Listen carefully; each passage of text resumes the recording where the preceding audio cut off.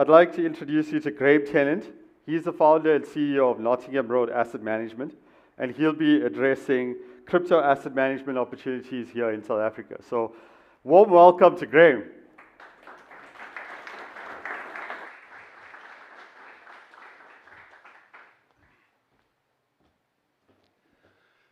Good morning, everybody, and welcome to Crypto Fest. So my name is Graeme Tennant. I'm the CEO and founder of Nottingham Road Asset Management. And yeah, so Nottingham Road Asset Management is a regulated investment services business in South Africa. And what we're looking to do is package investment products to give investors exposure to crypto within their portfolios.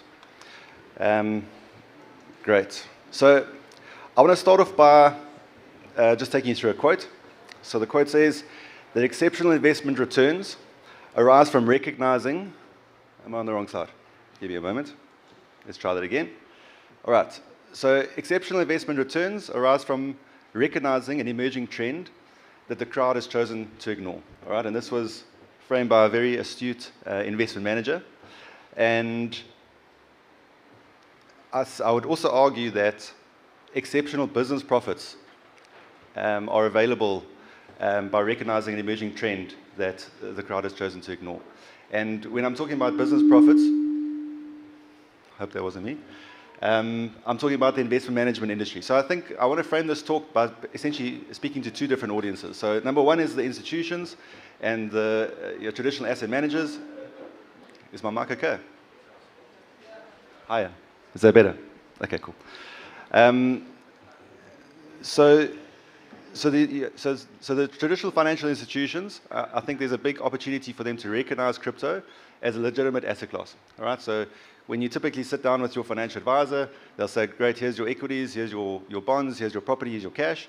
But I don't think that the conversation is happening to the degree where they're saying, "Here's a new asset class called crypto assets, and how do we fit that into your portfolio?"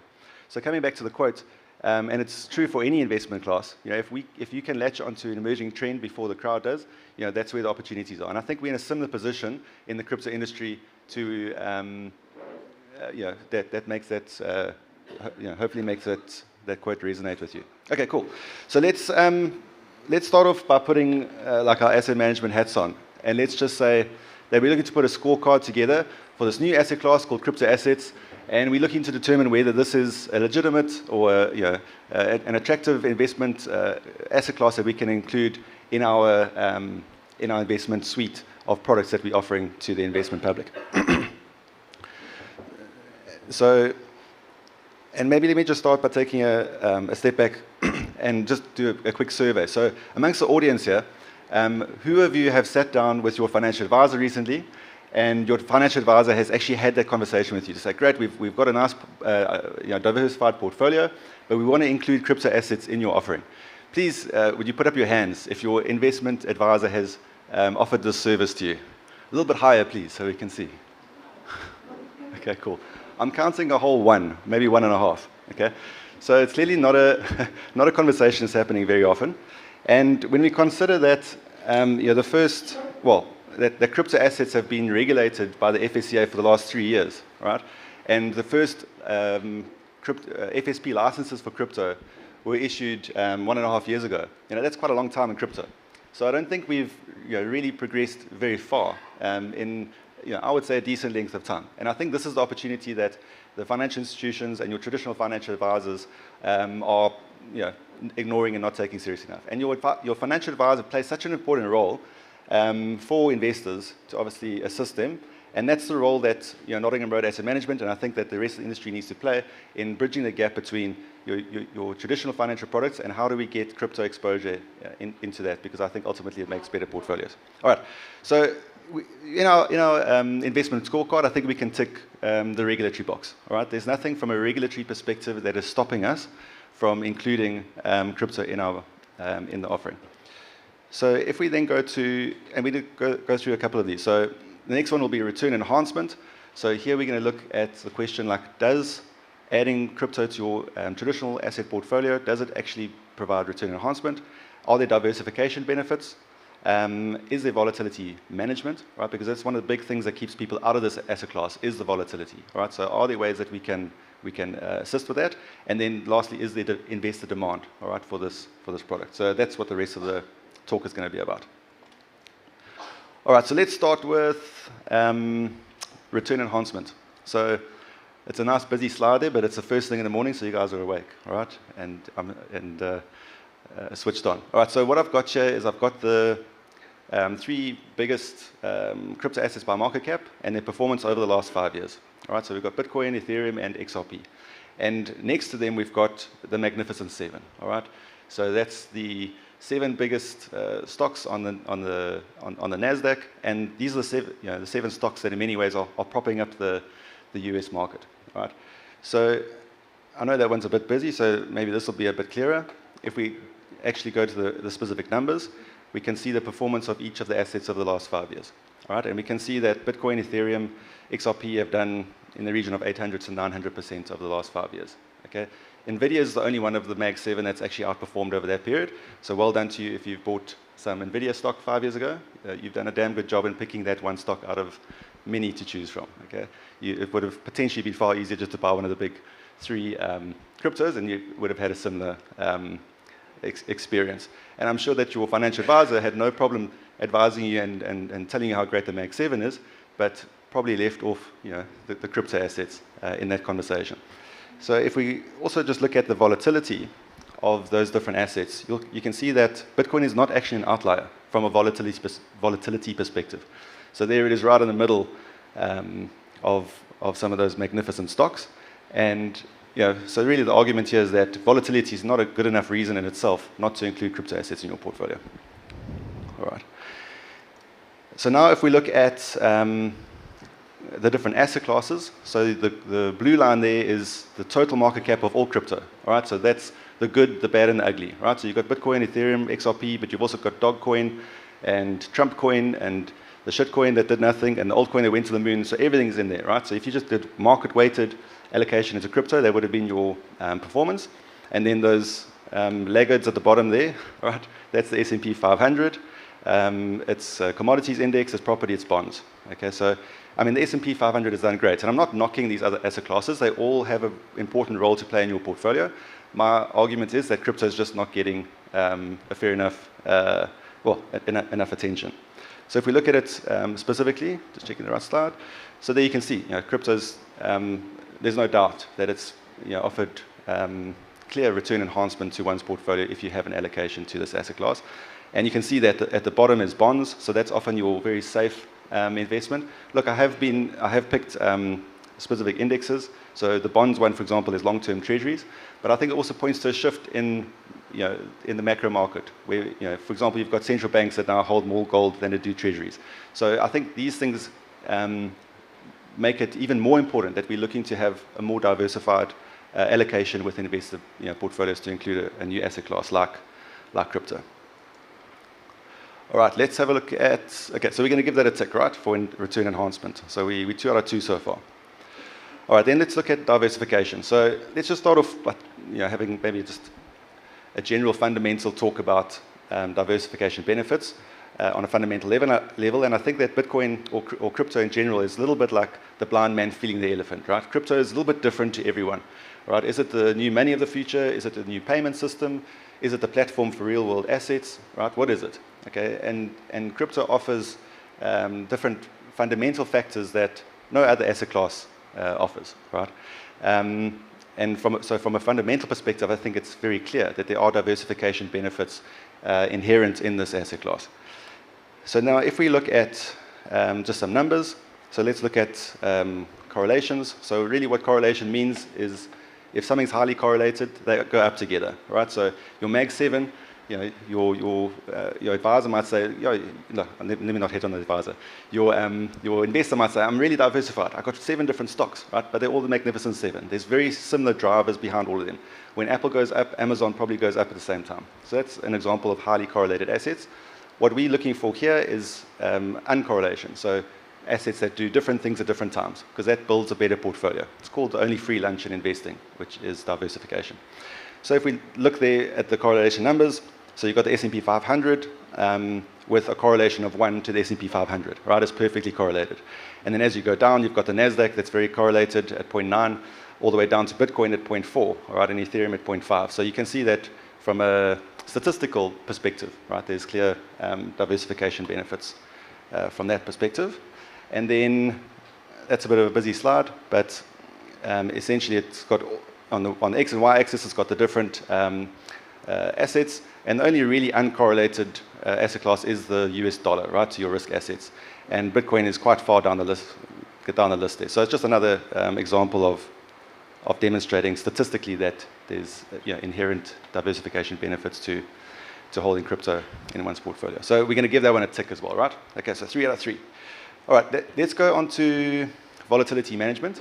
And here what I'd like to take you through is just some examples of the some of the products that we're looking to bring to market as Nottingham Road Asset Management. So from left to right, we've got the Crypto Asset Nova Fund. So that's an algorithmic trading fund with limited exposure in that portfolio to crypto. We've got a structured product, so that's looking to have a capital underpin in your investment, as well as some upside exposure to crypto. So a risk-adjusted approach to the asset class. And then finally, we've got the crypto asset model portfolio. So that's a direct allocation into a basket of cryptos. So let's just run through each of those very briefly. Okay, so that's an example of the allocation that we would hold for the Nova Fund. So you'd have 70% of your assets in different forex or currency holdings, and then you have a 30% crypto exposure. So what we're looking to do within the Nova Fund is execute arbitrage strategies, as well as algorithmic directional momentum and mean reversion strategies. And the 30% share is typically going to be XRP. XRP is really cheap and quick to transfer between different exchanges. So we trade across Valor, Luno, Zargo, and Kraken as our offshore exchange. So we're excited to bring that one to market. And obviously, you don't have the same volatility with a limited exposure to crypto than if you would have like 100% exposure directly into the asset, right? So in our view, it's a risk-adjusted approach that makes sense. All right, so that portfolio is looking to return between 15 to 20% annualized returns in dollars, obviously with some crypto exposure. All right, and then the crypto structure product. So I'll try to be brief here again, but what we're looking to do here is provide excuse me, a capital protection to one's investments. All right, so let's say you invest R1 million. We take 800,000, so 80%, and we buy a debt instrument. All right, and over a 3-year term, that debt instrument is going to grow to a specific value. So let's say it grows from 80% to 95%. Right, now you've got 95% of your capital protected. So the worst case scenario is that at the end of the 3 years, we give you your 95% of your capital back. All right, so that's your capital underpin. You don't have to stomach a 50% drawdown, right, when Bitcoin reaches the end of the bull market, for example. And then what we can do is with the remaining 20% is that we can buy a derivative instrument. So that's a highly leveraged call option, and that's going to give you upside exposure to the price of crypto or Bitcoin when the price goes up. All right, so what that looks like, if you can just have a look at the screen there. So your experience if you're buying Bitcoin, so you've got on the y-axis is your return, on the x-axis is the Bitcoin price. So if you buy Bitcoin directly, you've got a one-to-one journey, right, with the price of Bitcoin. So Bitcoin goes up 100%, you go up 100%, right? Goes down 50, you go down 50. The red line is your experience with the structured product. So there you can see on the left-hand side, you've got like a flat line. So that's your capital protection. So even though Bitcoin goes down, you have a capital protection in place. But then if Bitcoin goes up, you go up, but not as fast as Bitcoin does, right? So it's a risk-adjusted approach.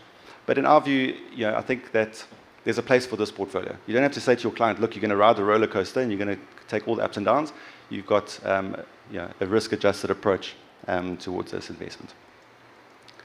All right, and then lastly, we've got the model portfolio. So this is your direct allocation into crypto. So here it's really important that your financial advisor is sitting with the client and saying, right, how does this fit into your portfolio?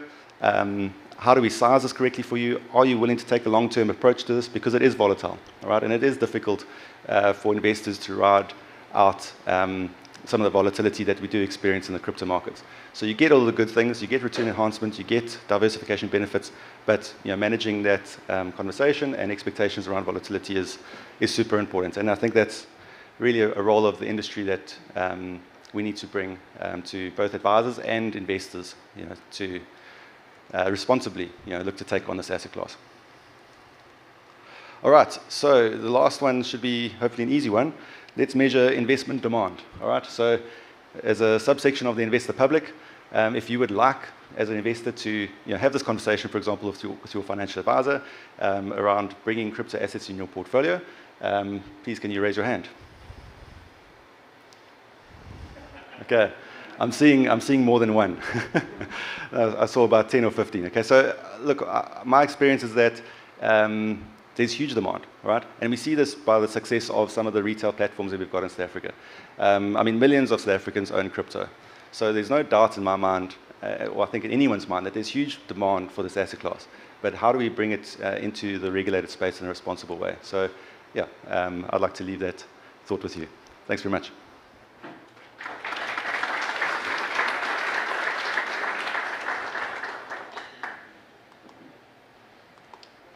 Do we do questions, or is that it? Go for it. Morgan Stanley International, their wealth management division, by way of interest, they recommend 2% allocation to cryptos in their balanced mandates for their clients. And then if it's a opportunistic or high growth mandate, they're recommending a 4% allocation. So, things take quite a while to trickle down. It's like, private markets opportunities were mentioned earlier. I'm in the hedge fund game, but yeah, that's really where the US is in terms of you have a high growth portfolio on a larger asset manager in the country. Recommends 4%. Yeah, what do they say? You need to get off zero to start with. And I think because we're pretty much on zero now, there is big upside. So even 1% to 4% of the world's assets from an asset management perspective into a new asset class, in my view, is a huge opportunity. So that's part of the opportunity that we're looking to capture within Nottingham Road Asset Management. Go for it. I'm just going to try to speak very quick. When are we getting any of these products in the TMA segment? So I think, okay, so maybe just to take a step back with regards to regulation. So obviously the FSA approved crypto assets 3 years ago. They handed out license a year and a half ago. But some of the crypto regulations hasn't filtered down into some of the smaller acts. So for example, the Collective Investment Schemes Act, that governs unit trusts, all right, which is your biggest vehicle to accessing different investment products in the regulated space. So currently you can't hold crypto within a CIS vehicle like a unit trust. Pension funds can't hold it. So there are still barriers to, let's call it, mass adoption of crypto assets in the space because of, from a regulatory perspective. But at the same time, we can offer segregated portfolios. We can offer in-common partnerships. We can do endowment structures. So those are the structures that we're looking to utilize in delivering the investment products that we have planned to launch next year. But yeah, and I don't think that the industry has been progressive enough in embracing that. That's really my main message. Yeah.